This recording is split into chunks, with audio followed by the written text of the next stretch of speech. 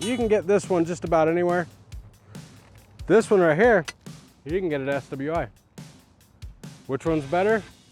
We're gonna show you, and we're gonna put these two to the test. That one is a lot heavier than this one. I feel like I could use this one a lot more easily with less effort, versus this one's gonna take a lot more effort to make it move. We're gonna start digging a hole. You know what it does say on here, it is made out of hardened steel. It's not gonna bend. It'll flex, but it'll bounce right back.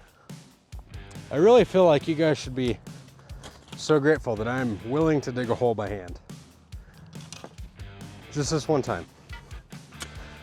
One thing I can tell you I already like about this bar versus that bar, over here on the chisel edge, this has a little bit of a curve to it, just ever so slightly. Whereas this one is nice and straight. So this one is a lot easier to create a cone. This one's a lot easier to keep a hole nice and cylindrical. Is that correct? To keep it a nice cylinder. And that's because of that angle, so it's a lot easier to keep it nice and straight. When I say cone, think of an ice cream cone. We hate those holes because we like to keep it nice and uniform the whole way down, so that way if your post has to move one direction or the other, you have the room to do so. What's it made out of? Hot forged, heat treated spring steel. Is that a big deal? Yes. It means, see how this bar has some curvature to it? The red bar is not going to look like this bar because it's made with all the right stuff. Heat treated and all that other cool stuff. This one is a lot, like I was saying about it being a little bit lighter, it is a lot easier to use it. It fits in my hand a lot better. And it's a lot easier to put in motion, it doesn't take as much effort. As I was talking about the curve on the end of the flat point here, how it has just that little bit of a bend and it's offset to one side. It doesn't take much for me to shave the edge of the hole. So if I did have a little bit of a cone, it doesn't take that much effort. Whereas this big thing, if I want to shave the edge of my hole, I actually have to run this bar at like a 45-degree angle.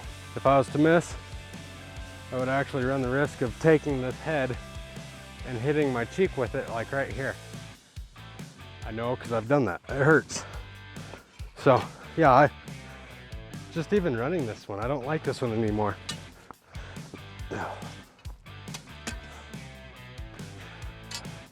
Out with the old, in with the new. It sure does flex a lot, but it bounces back every time. I will tell you this though.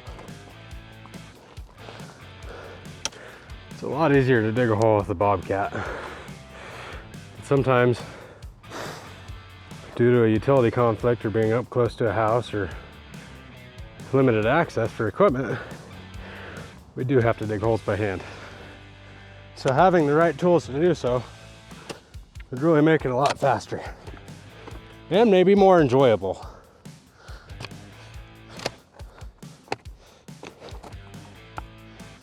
There you go. There's a piece of Cody, Wyoming for you right there.